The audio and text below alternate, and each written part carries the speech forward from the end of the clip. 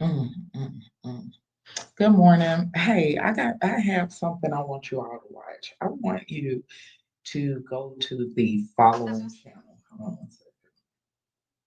I want you to go to the following channel. The name of the channel is Marquita, Marketa Franklin. Marquita Franklin.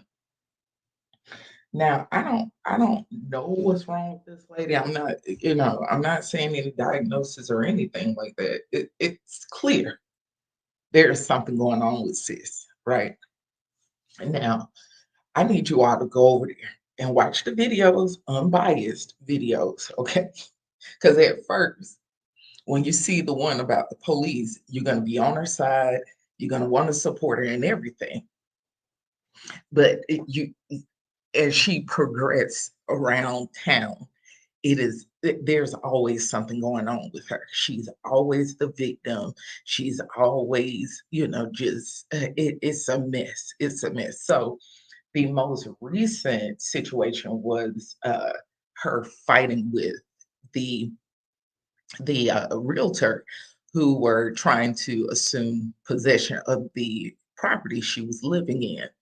And this woman, for whatever reason, every time she does not understand basic instructions. Every time someone give her basic instructions, she she does the opposite. So please go over and watch uh, her videos, honey, because honey, the first one you'll probably be like, why they doing sis like that, like for real, for real. Now has come to the point. I'm telling you why she does it. It's because the video with honey, she liked the attention she received, and honey, she don't plan on giving it up no time soon. Okay, she liked the attention, so allegations or her behaving like that.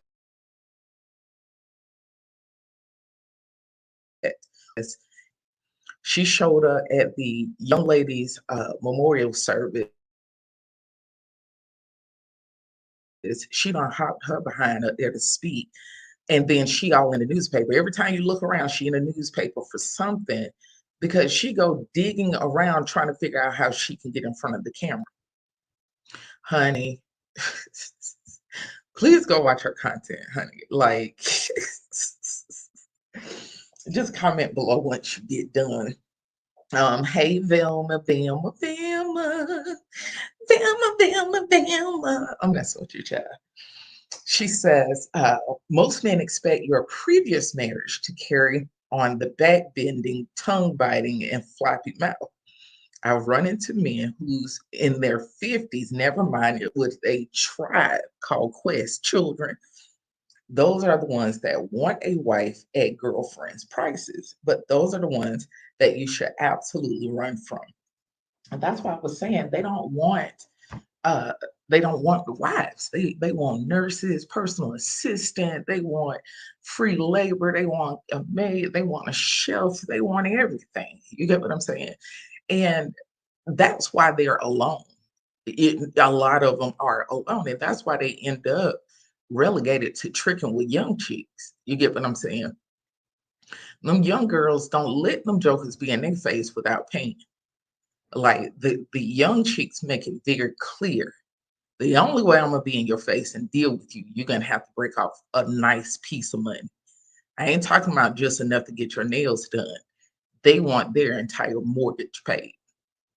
And she's not going out with him during the daytime neither. She will only go out with him in the evening somewhere she knows her friends and people she know would not be at. I'm serious. So that's the thing too. And women in our age group be like, they want somebody young they can control. And honey, you don't understand that summer, fall, that fall, summer, fall, whatever they call it, relationship dynamic. These girls are busting their head wide open, taking their money. I'm serious. These young chicks are busting their head wide open. And the majority of the time, they not sleeping with. No, they are not sleeping with these old heads like that. Nah, that's not what them youngins doing. So don't think it's because he getting all of this, like all of the energy and all of this of a young chick with physical, intimacy. No, they're not doing that. No, they're paying literally for a young girl to be in their face, smile at them, flirt with them, and they breaking off thousands for it. Like they are burning through their 401k. They're burning through their pension. Yeah. All right. So you are absolutely right, honey. I can't even get to it. So, praise Queen Ruby with the gorgeous hair. Honey, you better do it in that blue girl. You better do it. You better do it, do it, do it. That's a good look. And she said, hey, sis, I try to make it clear to the men I date that you can't get husband benefits with a boyfriend status. You better know what to say, honey. Temp workers get an hourly wage and are called when needed. Only full-time employees get fringe benefits. Girl, come on, Ruby. Honey, my ex had to put in time in a ring before he even knew if I could cook. That part. That part, honey, you wrapped it up with a beautiful satin bow, honey. Yes, indeed, honey. Yes, indeed, honey. You sure did, honey. You did, yes. And that's what I think they don't understand that, and I think a lot of them just feel entitled. That's the weirdest thing to me. Like, why do they? I don't know. I'm not trying to figure it out. And now I did think about something this morning about divorcees or those who were in long-term relationships. Like they say, hindsight is 2020. I didn't realize until I was completely out of it, like officially done, the ink dried and all of this. I did not realize or pay attention to my family didn't like him. I never paid attention to the fact my family felt like he would not be a suitable mate for me. And the way they were trying to let me know, I'm gonna show you something. I'm saying this so you can go back, not you, Ruby, but other people, you too, go back and pay attention to cues you probably disregarded or didn't, pay attention to with your ex. All women do this. So I remember when I decided to officially let him meet my family. The first thing out of my mom's mouth, of course, she was kind. She, of course, greeted him, hey, how you doing and everything. And then she said, when she sat down, she said, you're definitely different from what she usually bring home. You don't look anything like her type. How did you end up meeting her? Where did you all meet at? And she kept looking at me saying, how you know this boy? Where he came from? It was the questioning that my mom had never done previously. We wasn't even talking about getting married at that time. And I didn't realize she was letting me know this is not it, honey. I don't know what you're doing with this boy, but you need to stop and move along, basically. And so when it did get to the point, of him asking my parents, uh, can he marry me? I didn't know it happened. I didn't know he had reached out to them or whatever. And when I saw my dad, and I was talking with him, I didn't know he had spoke with them. And my dad was like, uh, if you get married, we can't say anything once you marry a guy, right? And I was like, yeah. I didn't think nothing else of it. I was like, yeah. And he said, I always want you to be with someone I think you're going to be happy. You're going to be safe. And I said, okay. I didn't think anything of it. I thought he was saying, this guy seems to be someone you will be happy and safe with. And that's good for my soul. That's not what he was saying. Now, the what's the word I'm looking for? I think the biggest red, like neon flashing sign, uh, communication came from my grandmother, my grandma. Now, my grandmother, truly holy, spiritual woman, only been with one man her entire life, and plan on being that way. I kept noticing that when I would call her sometimes, because we lived, so far from them at that time, and I would call her once a week, and she would tell me, she said, I spoke to blank, and I'm like, how did you get his phone number? Then she's talking about my ex before my ex. At that point, I was married already, but she was calling the ex I was dating and seeing for years before I met my ex-husband. And she was like, "Yeah, I spoke to X." And I'm like, "What? How did you get his number? How did you get in touch with him?" Now she way miles and miles and miles away, hundreds of miles away, all the way in South Florida. How did you get his phone number? I didn't give her his phone number. And she was like, "Oh, I called to his work and I told them who I was, and then they got him in touch with me." So she literally tracked this guy down and talked with him. And I didn't pay attention. She was doing that in the week in the window I could have gotten to know it, and I didn't pay attention to it. That was her way of saying no. Just pull the plug on this, get out, and I did. I didn't. And finally, she told me a second time. "Oh, I talked to so and so." What? You called him again? You called him again? So it was infuriating me. This is my grandmother. Of course, I'm not going to fuss at my grandmother, but it hurt my feelings. Like, Grandma, I can't believe you're being so disrespectful to my husband. Like, why would you do that? I've never seen her do something like that. And so I told my mom, I was like, "Mom, you really need to talk to Grandma. Like, I need you to talk to Grandma because she is calling my ex boyfriend." And she was like, "Oh, you talking about ex?" And I was like, "Yes." And she was like, "Oh, okay. Well, I'll speak with her about it, but it kind of makes sense why she's reaching out to him." That's all she said. She said it kind of makes sense why she's reaching out to him. But the point I'm getting to is there were, signs, indicators there, and I just didn't listen and didn't pay attention because I was just, "I love him. I love him. I love him. I love him."